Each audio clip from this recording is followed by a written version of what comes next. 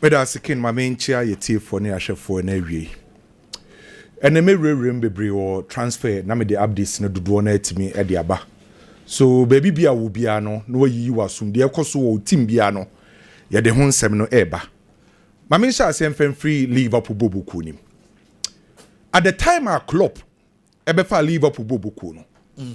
Obe build a formidable squad, a strong squad that will compete here, England and Europe. Now, club team no obese say no. Obenya a right back in the shape of Arnold. And Obenya a left back in the shape of Robertson. Sa two players we Arnold and Robertson. Ebeye key and important players at the club. Ne system. How will see bonne ball? How will see attack? And how will see do a mujuma? Club team no say no. Arnold and Robertson 2 and 3 number boy no. Nenya de kitwa. Obehwe the kind of numbers from the Liverpool. See a bubble season a year. Na Arnold or right back, Robertson or left back. Number of chances from create assist from the Liverpool team no. E can who be and the Liverpool for a year successful under club. Untimi ni sa two players we influence and fem free almost success story ni. Mena wo ka say Arnold o from junior side ne baye o free bobu kunim. Robertson amoko fa ni free Hull City etua £8 million. Also, so the next 2 to 3 years, Liverpool won't rely on our players. So, Arnold and Robertson, omo era no, ye bet maka say, abe ye, abro my successful with Liverpool. Liverpool for say join that, into omo join the new fullbacks are. Ombe use the next 2 to 3 years, enkosi 5 years. Any day say Liverpool for say. And said you'll be any no. Right back in the Liverpool ye. Ameno say Jeremy Frimpong ye. We're passing the medicals and then we Liverpool for exchange documents with Liverpool for Maria Bibia. Jeremy Frimpong, the oil Liverpool there, or activating €35 million. Jeremy Frimpong, Ebebo Liverpool team no, as the right back. And it is somewhere where we are the Liverpool for near say, Ken. Bomb of Fone ya Liverpool for bid natum. Milos Kekes. The Ebe we are say. Liverpool phone bomb of phone ye we our mo yaji Liverpool for bid natum. Na Liverpool for bid omidi kind of coin the first bid. £35 million plus add-ons 5. Na bomb of phone chwetwe mo ho. By a Liverpool for emiem kakra. Ewie ya no report e ba ne kire say. Most likely say bomb of phone ebeji Liverpool for bid natum. Na last week ana Liverpool mpanyimfo ekosia Fali Ramadani. Say ka super agents and I say agents are recently omuye adwuma pa na Fali Ramadani kan ho bi. So last week ana Fali Ramadani any Liverpool fo shaye ana omuye bibia boy ni nyaji tu mu Fali Ramadani enyaji tu mu ni agent fi obeje boy ni ba be sign contract to 2030 Ediama Liverpool team no waka yes. The reason why Milos Kekes eji tu mu so bobo Liverpool yes say Real Madrid ne Man City no mo ba ho ni nyina no. It seems say Liverpool for project no omo promising enough playing time. Brandon no say Liverpool dey bet maboa no. So as it stands now, personal terms is called beji Liverpool any issue by a way. The good news ni say Brandon friend say Milos Kekes bomb of no ya Liverpool for bid no e dia tum. Now the major reason why Liverpool for settle on this boy say Liverpool for omu data analyst any omu data room no omu see if it is Brandon free AZ Alkmaar ebe PM or bomb of English Premier League, 2 seasons near wetimi adapted, wetimi settle very well in the Premier League. Ni age ni very good for omu project over 21 years. So the next 5 to 6 years, I'll create my perform at the highest level at the Liverpool. Ne style of play no effort slot the open. Yes, slot catch Liverpool for say open right back and left back. Omu pace, omu influence attack. Jeremy Frimpong him sadi ene and Milos Kekes him sadi ene. Entini nyina ka ho na Liverpool for settle on this ball. So as it stands now, se bibia ansesa next season no Liverpool for right back ebeye Jeremy Frimpong, omo left back ebeye Milos Kekes. So start 2 players we and ebeye the new face at the Liverpool in terms of omo fullback area. Eniji sema ewo Liverpool camp. Last month ana me de betu dwa say Manchester United de kosia Matheus Cunha no. Enfa ho say Manchester United de struggle no. Matheus Cunha catch Manchester for say obebo Manchester team no. E ma last month me the sad story ni betu wenim. na the ama story na sa page biem ene ne say Manchester for mpanyimfo ko ye meeting no say Manchester United for omo use strategic purchases and omo use in transfers. There were different types of transfers. There were galactical there or you were the future transfer, there were tactical transfer or. But in the case of Manchester United this season, and after the new season, Manchester United ebe use the strategic purchases. The churning now say on be free coach, on be from accounts department, on be free brands departments, on be free every department in their transfer. So say departments ni na ye okay. Na on betimi akọ for sa player na and on be jatum. So the ama Matheus Cunha de na sa page biem ni say after some Manchester United departments ni nyina akọ ye meeting no. Oma pass ya branch ni say obetimi akọ. Ade na eye problem kakra ni say na omo train the finance department of Manchester United as to say on betimi approve some Manchester United betimi tiska akọ na by enra the finance department of Manchester United Emma Penyimfo na approval say Manchester United si kasem no ebetima allow Manchester amo metima sen abrantie we by ni papa will push for this deal for Manchester United aye Manchester United head coach Ruben Amorim and a pushy kese pa for say abrantie friend say Matheus Cunha eba be join Manchester now according to sources you see Ruben Amorim or what three major key reasons why I know see your abrantie we one aye play or be fit ne system ne style of play on say Amorim bought 3 back wabo 2 number 6 2 number 10s that's the D6 D10 e won finfin ho na ohun Matheus Cunha say team na we see currently Wolves for no omo the same system into opobi a obababo sa number 10 row no behind the main striker Matheus Cunha effete sa style of play no so omo take sa de no and you see Ruben Amorim catch omo say apart from sa player no effete system no or sa opobi oba add numbers to Manchester United next season and no kre say ofa branch friend say Matheus Cunha this season 15 goals 6 assists in the Premier League and to ultimate numbers and osa pobia oye versatile obenya sa versatility in that player Matheus Cunha etimi as a striker and number 10 and a number 8 and to my friend say Ruben Amorim and a pushy for this deal say bibi am beboma abrantie no so join Manchester United because enra Manchester United so a departmental meeting e course no departments ni na pass Matheus Cunha say Manchester United ebetimi assign no me kopie mo Atletico Madrid for ekopie mo Milan na Atletico for kopie mo Milan no ana omde impanyimfo kodi nkomo na ne nyina ne say Atletico Madrid for kobusa AC Milan say ama brantie ne friend Rafael Leao no ne ho nsem te sen na AC Milan for are you ready to sell Rafael Leao na ana Milan for catch Atletico Madrid for say omo de omo mpre omo se so ombeton Rafael Leao by say Atletico Madrid for you ready so ombeton Rafael Leao omo de omo da go de hia ne se omo betua brand any release clause 175 million euros ana Atletico Madrid for say okay ate ene ye kobom panyimfo amane ne asaba so Atletico Madrid confirm akoye enquiries about Rafael Leao from AC Milan enye Atletico Madrid ne nis kombetimetua omuska because recently upetim ba ko otiska to players pa na enkofo adwen shedan ko ba Atletico Madrid for etiska kese pa check the amount omede ko fa Joao Felix edene ba ye 127.2 million euros na nyeska ketwa do se na ye installment by the end omutua se eska no eska omede ko fa Julian Alvarez de buy 75 million euros enyeska ketwa omukọ Monaco ekofa Thomas Lima 72 million euros enkofa ntiase recently Diego Costa 60 million euros from Chelsea to Atletico Madrid. So say you spend this canon Atletico Madrid for 8 million spend it.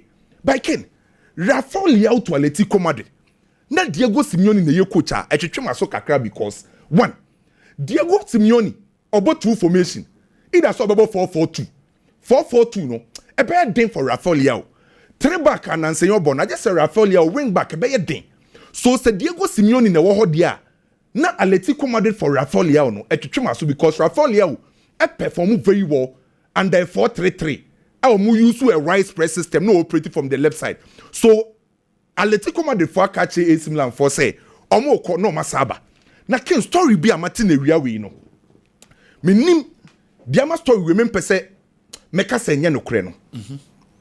What's it? Liverpool ne Hurricane in Centem no. Bobo ba no. Liverpool ne Hurricane. I met a story and I'm saying Debbie. Hurricane joining Liverpool. Liverpool Hurricane. And the other story no media chepani say nipa no breaki Jeremy Frimpong to Liverpool. Milos Kekes to Liverpool o breaki in last year December. Sa nipa na abi breaki story no. Yes, so you insider with Liverpool. So Hurricane the about Liverpool or more defend the league no. Because defend the league title. Where do you hear me? As Arsenal season 7. Because anka ekoye obi anka meka say obwa by nipa no breaki Milos Kekes Jeremy Frimpong o breaki in 2024 December sa nipa na be breaki story your friend Ivan na story we nyame adom echi na metwetwem e dia ba Barcelona aka no ache Bayernfo Maka Sadu aso manenko omo manenko boy ni so say onko na onim say Bayernfo omo ye mafia omo contact Abranti we anom ka chen say sa defensive midfield role no say Frankie Dion say what your story no kra Frankie Dion e be number 1 say Maka Sadu Mark Bernard so ba because at the time na Mark Bernard empire no kra na nka ebo enti na de won ka ho enti say na Frankie Dion etna Mark Bernard eba no antwe ya ba be the third choice enti bra Bayern na nka defensive midfield role no bebo no onya obeko. Yes, boy, and say there be onko or the Barcelona project nidi. Anna Hansi Flick so catch de ko say Frankie Dion, Mark Bernard, Anna Casaldo no. There in terms of aggression, or you very combative you we. That's a born of movie. Oh, by one say onim how to managing the players no. Okay. Until our games we will bet make so Bayern for no. How do you know? So a few transfers no asase ntempa asase break and so at the moment beto aso a kopentama the Bobo Club World Cup in so wie Edelson Bremu kakrama me okay English champions le o machi no ntimi sremo ana mo the respect amom champions of England almost some champions of the land champions of the land oh, he never to send your story in I say, come on, champions of England. That was the champions of the land. This is quite a England. That's it. The Yamiasi almost a safe treble. See the Abbey League champions and the Yamiasi. Back away there. So, no, Zakamoko pray for Cup and fat. Videos. Oh, yet, say. Mianka say me YouTube say ye team no de enye ye gusua ye hye niema ye be hye wie season we there it's been very very bad Ken aminchia awoshi awodun kwa no fin awoshi senior awoshi bebia wo bia chiao na say Holy Baba ewo King's Unisex Saloon ewo ahojo roundabout dan ya Lawson TV and Lawson FM wo mu no wo de udru hwa na first floor but we say yes Holy Baba etam kuchu be you tini dia more correct Holy Baba fantastic ye three so o ma no omra ye oni mu ndi dwoma Ken afi ye monkomo enko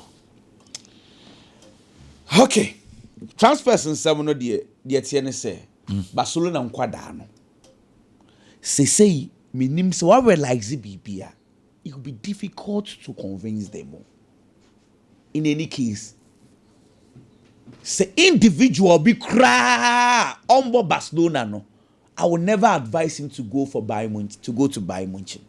Sa number 6 one say drobi na hyewo nkwada bi o matona ba obi a emfa na omonkra no omo teams foforo ma efa patchwan mo Barcelona nkra no so be fofa bi mo de omokoko team na eta oh send ya na dependent on individual basis there was Thiago Alcantara and Fabregas mo okay Fabregas that time so no quantum Alcantara na hon oh my I hardly will you see these guys leave La Masia. On say let me okay so let me my main car must be you see Barcelona boys no Laporta on what see group B amamefo ene apapa for group ye ko school no na e wo PTA Parent Teacher Association Barcelona Hansi Flick buy no asan kwada no dolso you see when you are controlling big stars are different.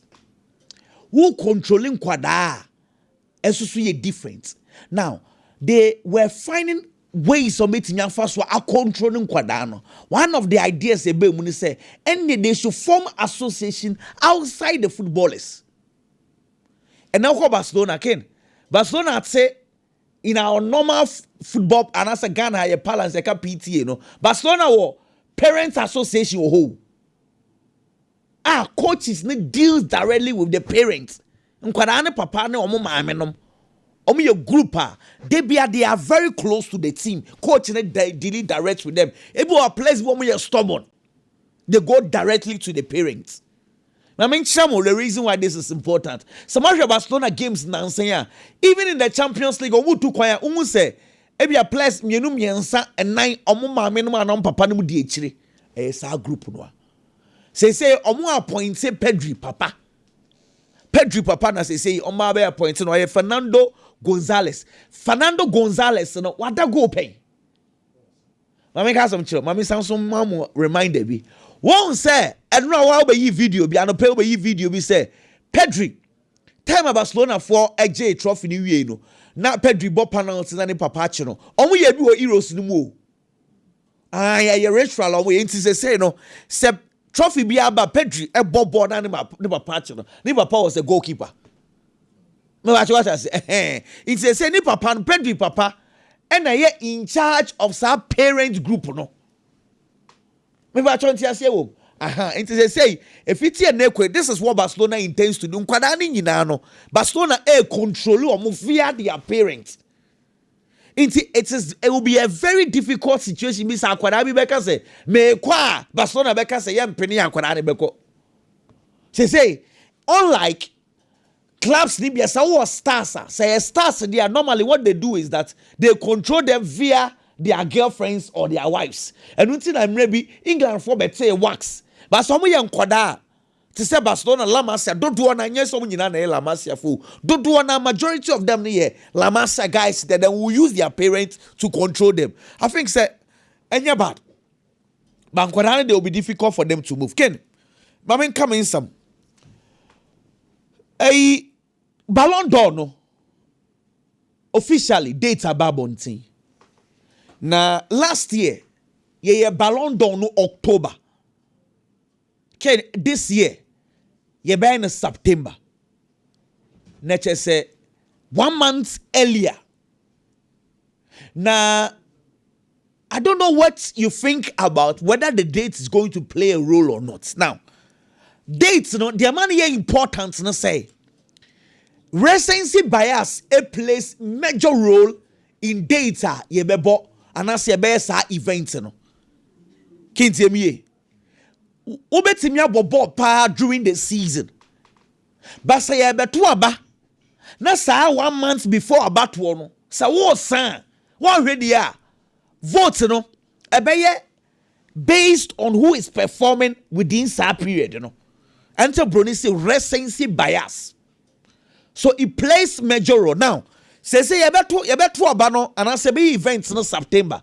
It's you better start this season now August, September. It's just 1 month into the season. 1 month, you know. Wow, bebo and obenya sa votes, no sa recency bias votes, no within sa 1 month. Who na obenya? I want you to see here. And they say Ballon d'Or, Michelle, and October bio. You be in September. Now, this leads me to this conversation. We can do Mason Greenwood, Obia quiet about it. One said Dembele is getting the numbers, but Greenwood, when you call Dembele numbers, you see people are very quiet about this incident. Dembele, he has been doing what this is now accepted. Okuta 21 French League and goals. But Mason Greenwood, weekendy was also said 21 goals. Mm-hmm. You see this boy, not even the English tablet. They're not even mentioning this guy. Greenwood did you? Yeah. But in your band, I mean, says so much what Harriet. That's what Harriet to be no one. Oh, some that's so chimpana. And I'm so been no say Sadi and Siana. Because this boy says Obama Jamaica. They can England dey. And Manchester United and man across Mojigino. Nancy Mitty Sabaku be tratical, Omocrom to trophy beer. Omodemo from Omwa the Papa be Omo current no. Almost the so good so Ken, Greenwood has been through difficult times. What's ne fear 1 year? Orbano. Oko tested the mantle ewa Hetafe, he performed well. After Hetafe, Waba Marcel last year myself for the 8th. Or the Marcel I bet also second. Marcel Bebo Champions League. Top scorer in the French league. Ken Akwawi. He deserves a lot of mentioning, but very unfortunate to say among 4 money. One other player I also want to highlight today. Ken, this season, number 8 Ben Abobo, HN Declan Rice. Yeah, Rice. And I never comes the word. Or should go ahead. Why when it goes social? Nanzay, that's a 19 ball. Nanzay or Hitibon. You see, this is what Arsenal in mobile. Arsenal performance now about for Minty. It looks like individual plays be we are failing to honor them. Okay. Can truth be told, Boa Declan Rice about this season. Saboni be said, even if Martin Odegaard had given Arsenal 80% of what Declan Rice gave Arsenal, and coming out so Arsenal, Bob Renye say, see, say 8 now, Bono, and can not on for goals and can give any woe. I feel no the goals neighbor, but can not say attention neighbor Declan Rice about general play. Should be told, this guy on only David Raya. 2 Arsenal players that I will say boldly say this season on my performing much respect to them. Ken Manchester City. I mean Kebi problem I want to say we cannot beat teams at a ball low block. You understand Southampton ball City ball 72% of ball possession. Okay. You know Crystal Palace, you ball 78% of ball possession. You know Southampton game, the City bought 26 shots. And now, you know Crystal Palace, you bought 23 shots. Into 2 games, City about 49 shots on which they go. Haaland Jinem, Kevin De Bruyne Jinem, Savinho Jinem, Doku Jinem, Mamush Obie. Okay. Problem is that we cannot break teams on low blocks. Interestingly, 2 teams now about 5 at the back. Almost City deep wa. Na City a pre ball unnecessarily sir. Omulusu ball no normal City counter attack. No ma kwa City. Solution. Ken, solution is say Pep Guardiola will have to tweak things kakra. Me what things mean is say boys na talk about January no. Okay. Impact of Media City no. It has not been much because weekendy I was watching Manchester City. Coach is a cover Yare. And your double pivot, your boy Bernardo Silva and a Kevin De Bruyne. Meanwhile, my Pep Guardiola Tisika Koto Nico Gonzalez at the bench. Now I'm saying Omo Bonibi or Tony Bayer Day. Okay. Pep say Kuzanov. And I know man Nico Raleigh Bebo Boni beats the Kuzanov in your Boni Bimbo. Kuzanov was Manchester City's best player before Yaba dropping. No problem. We'll say. Or back for and say a year stable. Okay, yati. Then the next moment, Akanji Baya, Wamakanji, Wabebo Boni, one Jina center back, Akanji Kujina 2. On we Mukran and send the one form. What's answer when Kujina 2? What happened to the statement like Pep Guardiola can say? Sir boys, no, or person maintaining the back 4. So today Pep Guardiola says this. The next morning, no answer was the son, no. Says, hey. Yeah, can I say it was Manchester City finds a way to beat Bournemouth. And yes, because I am imagining say, see, if City plays in the Europa Cup next season, City targets you will not get it. Me that say, another bad news for City. Fulham Vet, Omo pulley out area ya. And it is Manchester City. Fulham Vet, Omo Ayomo frame. Almost see the whole package. Are you too expensive? Almost say a crown the packaging in a year cotton or secure the be man ya kicking in a bomb agent fee a dozen to do. Into City at your home. And your moon got to Jagrelish. Morgan Gibbs White. A City, this boy, and as I say, City Echo Fan. Into Fulham Vet. Omo for Morgan Gibbs White. David Mr. Kane, medium wa yempeno. Yempeno. Now what is Kakoto Jagrel is over 100. Now Biggie. Just say there for an you know. Since I acquire Bayern phone call, I'm say package you know. Liverpool, Liverpool, Mr. Mo. Liverpool. Say Bayern tight race, City out. Morgan Gibbs White.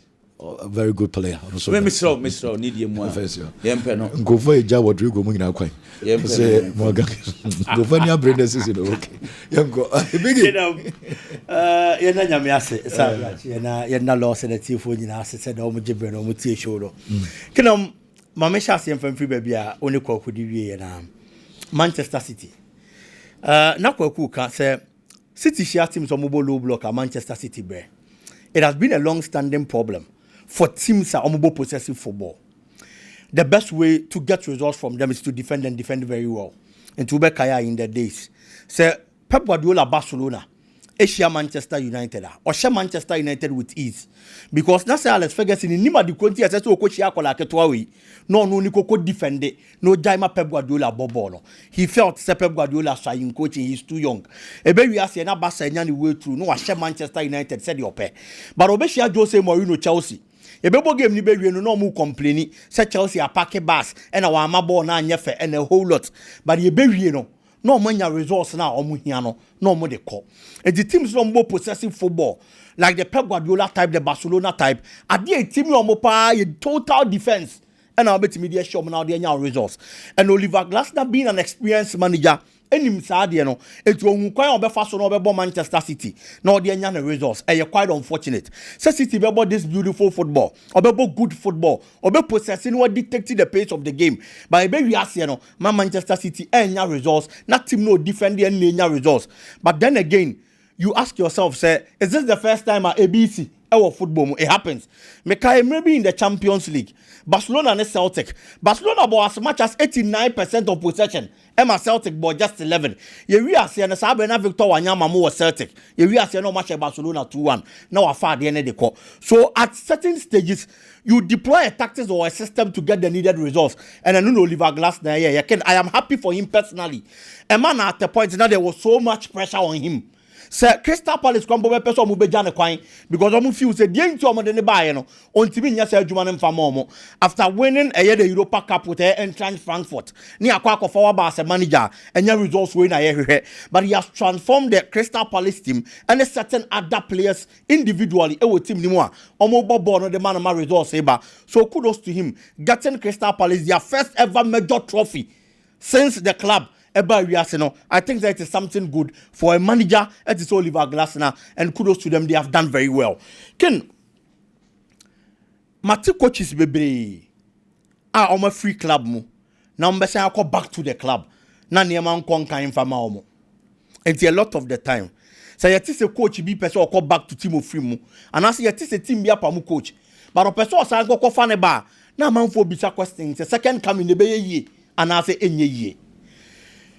In as much as said there have been a lot of coaches on anye ye no, there are also a few ones on to so anye ye at the amomo. A typical example, Job Heynckes. Job Heynckes free by Munich. He later got back. Or back in Yama con kind man to the extent say, or the Bayern Munich bobo ko J treble. Continental treble for that matter. And Yama koye and so Eddie Amano. You will just say Mourinho. The second coming was Chelsea. Now he said Daniel, but at least coming back of the G League. Recently, Carlo Ancelotti in so Real Madrid. The second coming of Real Madrid, things hasn't been bad except this season. Even with this season, and yet that bad. And the Madrid expectation in the Wasro and no Namana Kwasa. It's the influence a lot of the coaches. Almost free club no sign Babaka. Second coming in, there are other coaches almost I am Momo. In Komoya and Bidin United Papa and friend Eric Ten Hag. Ken, there are reports a free Netherlands neighbor. Say yes, episode almost I go for Eric Ten Hag. And then the bias Bobo Kunim. Eric Ten Hag, Eba Manchester United, and Yama and Kon Kayan Famano. And I'm paying for Jan Coin, and all the free team in Koye. But at Ajax, Papa Nia Juma Livi and Mac, Ewo Bobo Kunim. Before I acquire Ajax, now for 5 solid seasons, as big as Ajax is, no Muntiminji, the Dutch era division, Netherlands. ɔkɔ yɛ ɔde ɔmo kɔkɔ gye yɛ ɛgye 2 league titles ɛnso wɔ hɔ any other domestic trophies the Dutch Cup ɛne adeɛ ne nyinaa ɔgyegye bi ma ɔmo ken after say Ajax ɛgye Champions League the last one in 1995 96 almost signed call finals 1997 and almost signed to call semi-finals since then to get to the semi-final stage of the Champions League now a problem it is since 1997 for 22 solid years papa your friend is Eric Ten Hag and assigned to do a call the Champions League semi-final in a year 2018-2019 season. He left a mark Ajax Bobo Kurimo. Now they feel that things are not going right since he left. To get to that stage of the Champions League about a problem. It only few say Senyama Nkonka na will be honum. As a sia only a jumaye. Na a maybe a chem or befa a team Nyama Koye de Maye. Aside these things, or build a young side and almost some win some football. About 185 matches. In all competitions, no share around 504 goals. A free scoring team and or build the ma omo. It wama kaita papa ne available. Omo person omo kofaneba no baba ye juma de ma omo. It in as much say there are other coaches omo come back to their former clubs and yama nko ye no. I feel say Ajax nin komono na Ten Hag susu nyintum no nkonko relance ne ho ewo ho na juma na oye in the past. On take a cue from a Carlo Ancelotti no de any a job Henkes no de non come back non conco fa Ajax club no and Samson Fanya Juma so na ye hu ye so di omo ye no ken kakra bi on Barcelona player your friend no Frankie de Jong one man nya ntie say Barca mpani 4 person mo renew and also mo extend their brand the contract but ade ba ko aka sika say my brand until the wages so na on extend the contract and on tena Barcelona. So you Frankie de Jong and I said me you Frankie de Jong quickly Metias and I extend the contract and no matter me wages and so no matter na Barcelona. Can a lot of the time so bet is a player prepare. Player on your fit on your consistent. Availability are a problem. Eddie am a player now. At the time will be a team libe here and I'm found quality okita no the sidelines. Team need to be using him for your results. Ebeba bonte na team ne baba beton player no. Ebeba na transfer list player no. Ebeba na mpanifo person mu free team nim because the ye here the wire ye ntimi nya on fa onye san ye plenty. But for a team like Barcelona, it decided to move fit in the player Frankie de Jong or prepare. Na Barca for you ready say omo be sha brand na man want to because omo with the kind of quality a brand any possess it. A lot of times, coach our friend Eric Ten Hag, try so be far brand the number Manchester United. Anytime you be Kobiano. Na Barcelona and Peso be brand na man akọ. Even one injuries have brand no. They stuck with him. Looking at the quality of money who are brand anymore. And for a team like Barcelona to do that, it tells the kind of trust. And like one reporter interview here 2 days ago, waka say a brand no. Omo need a lot of quality in the play. Omo ready to omo be manako because Barcelona born omo bona he's their tempo setter. And he does it to perfection. Ebi abesha Rafinha nom, obesha Lamine Yamal nom, omo man numbers, omo she goals. But a man no mo control game ni won film fi won Barcelona no. One press resistant player, no matter pressure on the man no, dey to obeje body free in terms of Frankie de Jong, or detected the pace of the game very well. Or not directed the Barcelona play. Won film fi won team no. And such a player with this kind of quality, on ho turn no. Ball na all body was through bebre ne de. Minim de ntia sasa o maneko. What project na se awie no. Now ko fa a new player. And then Barca omna meshim afei no oba be adapt no what me abo games so both parties in common ye na nko ye na brand and because he's shown with a little time or ye fit ma Barcelona no so our quality or be bo boku ne ken and no Frankie ayet young and the biggie my men for we into just a meso drinks no still I be with just so